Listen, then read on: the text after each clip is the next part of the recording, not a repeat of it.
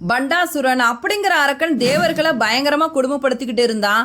தனக்கு 9 வயது பெண் குழந்தையை தவிர வேற யாராலையும் மரணம் நேரக்கூடாது அப்படிங்கிற வரத்தை பெற்றிருந்தான். அவனுக்கு பயந்துட்டு தேவர்கள் எல்லாம் காஞ்சியில இருக்க செண்பக மரத்துல கிளி வடிவத்துல வாசம் செஞ்சுக்கிட்டு இருந்தாங்க. அவனோட கொடுமை தாங்க முடியாம அம்பாள் கிட்ட போய் முறையிடுறாங்க. கைலாயத்துல ஒளிஞ்சுக்கிட்டு இருந்த பண்டாசுரனை அம்பாள் உக்கிர வடிவம் கொண்டு கைலாயத்துக்கு போய் சம்ஹாரம் பண்ணிட்டு 9 வயது பெண் குழந்தை பாலாவா அவனோட பிரேதத்தை இழுத்துட்டு காஞ்சிக்கு வரா. அந்த சின்ன குழந்தை யாருன்னு அவங்களுக்கு தெரியல. நீ யாருமா அப்படின்னு சொல்லிட்டு கேட்கிறாங்க. அதற்கு அந்த சின்ன குழந்தை, இந்த இடத்துல பள்ளம் தோண்டி இங்கேயே பண்டாசுரனை புதைத்திடுங்க. இதிலிருந்து அடிவழியாக காயத்ரி மந்திரத்தோட 24 அட்சாரங்களை 24 தூண்களாக்கி ஒரு மண்டபம் எழுப்பி அதுக்கு கதவு போட்டு மூடிட்டு வெளியில இருந்து இரவு முழுவதும் ஜபம் பண்ணுங்க. காலையில திறந்து பாருங்க, நான் யாருன்னு தெரியும் அப்படின்னு சொல்லிட்டு அந்த சின்ன குழந்தை அங்கிருந்து போயிடுறா. தேவர்களும் அதே மாதிரி செய்யறாங்க. அடுத்த நாள் காலையில கதவை திறந்து பார்க்கிறாங்க. அம்பாள் காமாட்சியாக தரிசனம் தந்தாள்.